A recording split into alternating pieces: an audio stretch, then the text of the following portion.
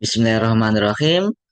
Assalamualaikum warahmatullahi wabarakatuh. Perkenalkan, saya Taufik dengan NIM 2403010210009. Di sini akan menerangkan atau mempresentasikan terkait transfer antar perusahaan yang berfokus terkait aset tidak lancar. Baik, untuk mempersingkat waktu, kita langsung ke slide selanjutnya. Baik, slide kedua kita membahas tentang definisi transfer aset tidak lancar antar perusahaan. Jadi, apa sih definisi transfer aset tidak lancar itu?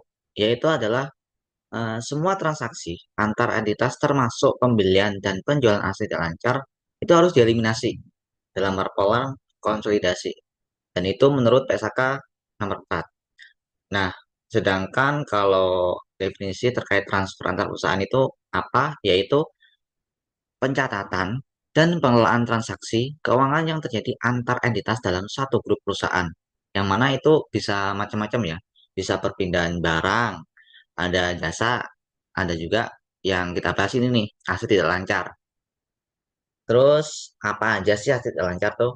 Itu diantaranya adalah mungkin yang kita ketahui ada gedung, ada juga mesin, terus tanah, ya itu.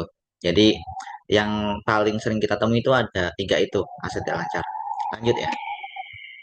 Lanjut ke tujuan eliminasi. Nah, tadi kan kita membahas transfer antar perusahaan yang dalam satu grup. Nah, di situ kita harus mengeliminasi nanti pas menyusun laporan keuangannya.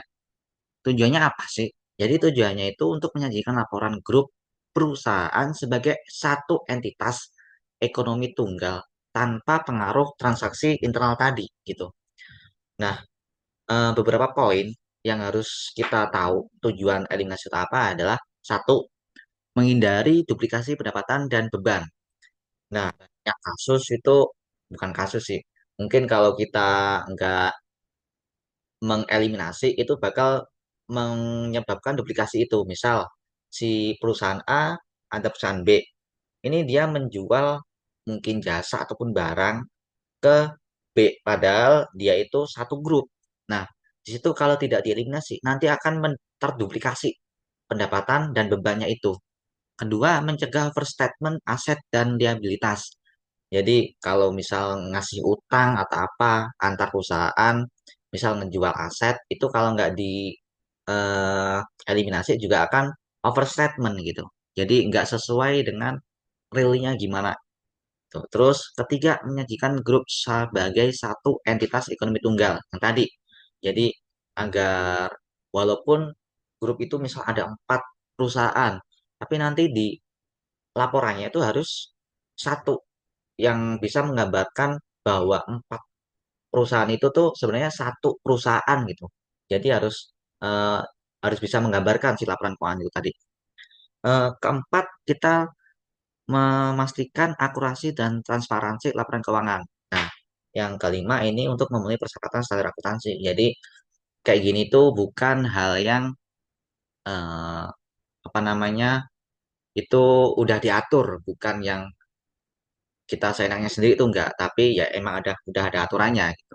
Lanjut ke slide ketiga, dasar-dasar standar akuntansi yang digunakan di sini adalah PSK nomor 4, yang mana di sini poinnya adalah mengharuskan eliminasi seluruh transaksi, saldo, pendapatan, dan beban antar entitas dalam grup konsolidasi tadi. Terus IFRS nomor 15 itu menegaskan bahwa pendapatan dari transaksi antar grup itu tidak diakui dalam konsolidasi karena bukan pertukaran ke pihak ketiga. Pihak ketiga itu siapa sih?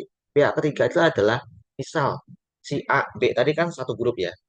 Nah, kalau dia antara A atau B ini dia transaksinya dengan si C, yang mana C tadi itu dia bukan satu grup. Nah, itu baru itu yang kita namakan, kita sebut pihak ketiga.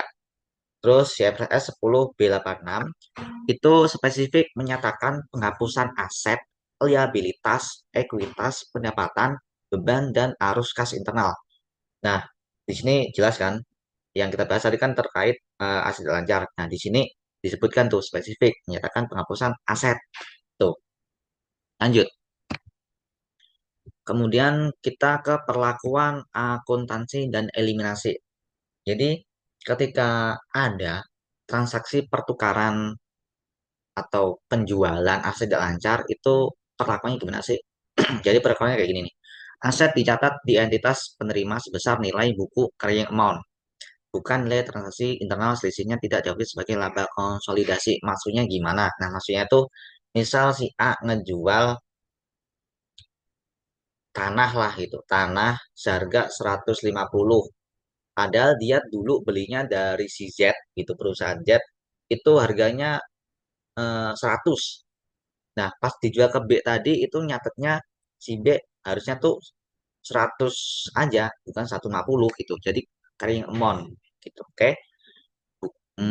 Lanjut ke unrealized profit atas transfer aset dihapuskan secara penuh melalui depresiasi tambahan pada entitas penerima. Nanti kita bahas di contoh soal lah, biar lebih enak. Basis depresiasi disesuaikan untuk menghilangkan laba internal, yaitu sisa umur ekonomis kali nilai buku asli. Konsistensi kebijakan akuntansi antar entitas diperlukan sesuai IFRS 10 untuk memastikan perbandingan yang valid. Oke, itu beberapa perlakuan akuntansi dan eliminasi. Lanjut ya. Untuk jurnal eliminasi, jadi untuk menghapus pendapatan internal, itu yang didebit adalah penjualan aset antar perusahaan. Yang dikredit itu pendapatan penjualan antar perusahaan. Kita juga harus menghapus beban internal. Gimana caranya? Yaitu mendebit beban perolehan aset antar perusahaan, terus mengkredit aset tetap pada entitas penerima. Yang ketiga, mengeliminasi piutang dan utang intragrup. Di situ kita akan mendebit utang antar perusahaan dan mengkredit piutang antar perusahaan. Kita ke contoh soal biar lebih enak ya. Jadi ada kasus nih, PTA menjual mesin, mesin kan itu aset tidak lancar ya, ke PTB, mereka satu grup dengan harga 150. Nilai buku mesin di PTA itu ada 120 juta. Tapi tadi kan dijual 150 ya. Sisa umur ekonomis mesin setelah transfer adalah 4 tahun. Ini ada dua pertanyaan. Satu, hitung keuntungan internal. Yang kedua, susun jurnal eliminasi konsolidasi dan sesuaikan beban depresiasi konsolidasi tahun berjalan. Kita langsung ke jawaban ya. Jawabannya nomor satu adalah keuntungan internal. Tadi kita tahu dijualnya seharga 150. Padahal kita balik lagi, eh, nilai mesinnya itu berapa sih? Pas dijual itu 120. Berarti 150 dikurangi 120 keuntungan internal terus 30 juta keuntungan internal ya. Kedua, pertanyaannya adalah susun jurnal eliminasi konsolidasi dan sesuaikan beban depresiasi konsolidasi tahun berjalan. Jadi kita pertama-tama mengeliminasi pendapatan dan aset internal. Kita mendebit pendapatan penjualan antar perusahaan 150 juta, mengkredit mesin 150 juta. Kemudian kita mengeliminasi saldo piutang dan utang intragroup. Karena kan mereka pasti ya ada utang piutang kan nanti kan ada transfer mesin ya. Jadi kita mendebit utang antar perusahaan yaitu 150 juta dan mengkredit piutang antar perusahaan tadi sama 150 juta gitu. Terus penyelesaian depresiasi atas laba internal. Jadi kita tadi kan depresiasi standar alone PTB itu tadi kan dia perolehannya kan 150 yang dari PTA tadi. Itu dibagi 4 karena tadi kan apa namanya? Umurnya itu kan masih 4 tahun. Jadi dibagi 4.